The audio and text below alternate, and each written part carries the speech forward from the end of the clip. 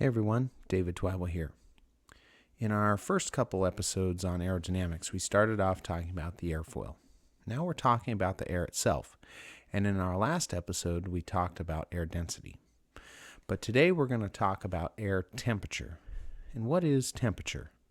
Most of us know temperature from just our experience of being hot and cold.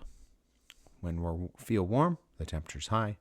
And maybe if we get a burn, the temperature is really high, or if we feel cold, the temperature is cold. But that's not actually what temperature is.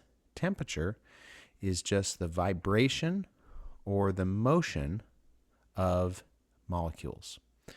The vibration when the material is a solid. So like my jacket here, the particles that make up my jacket are not flying around, or else I wouldn't be wearing it, but they are vibrating.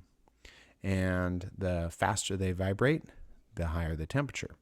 And then you can probably guess when it comes to a liquid or to a gas like air, what that is. It's just the flying around of particles. So here I have my demonstration of from last week for air density.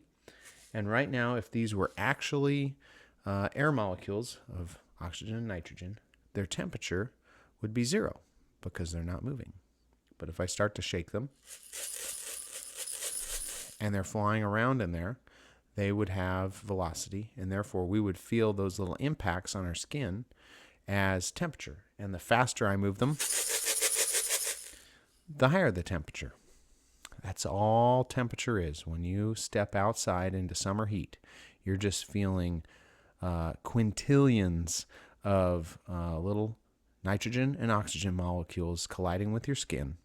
And we sense that as humans as heat. So how cold do we have to go before the particles themselves stop moving when we get to this? And for those of us here in the U.S. who are familiar with the Fahrenheit scale, that's approximately 500 degrees below freezing.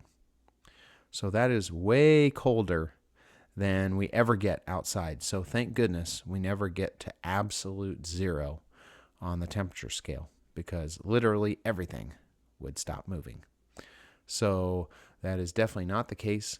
And air is flying around us constantly. It's constantly colliding with our skin, with the airfoil itself. But the faster that's happening, the higher the temperature. And so now that we understand what temperature is, that'll help us in the next video to understand what air pressure is. So until then, fly safe.